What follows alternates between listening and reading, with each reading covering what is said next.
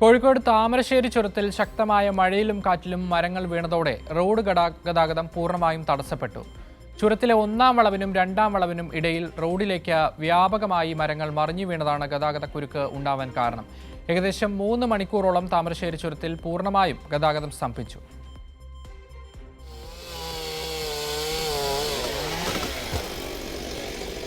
ഞായറാഴ്ച വൈകിട്ട് താമരശ്ശേരി ചുരത്തിൽ അനുഭവപ്പെട്ട ശക്തമായ കാറ്റിലും മഴയിലുമാണ് മരങ്ങൾ റോഡിലേക്ക് വീണത്.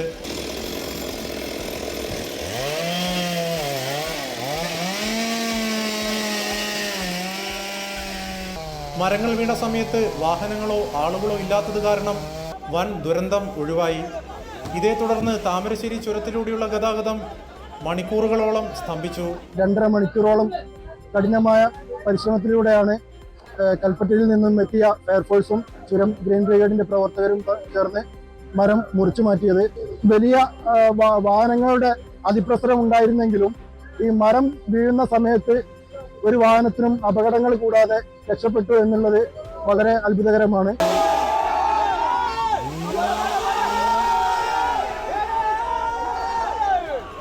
കൽപ്പറ്റയിൽ നിന്നും മുക്കത്ത് നിന്നും എത്തിയ ഫയർഫോഴ്സ് ഉദ്യോഗസ്ഥരും വനംവകുപ്പ് ഉദ്യോഗസ്ഥരും പോലീസും ചുരം ഗ്രീൻ ബ്രിഗേഡ് പ്രവർത്തകരും യാത്രക്കാരും ചേർന്നാണ് മരങ്ങൾ നീക്കിയത്.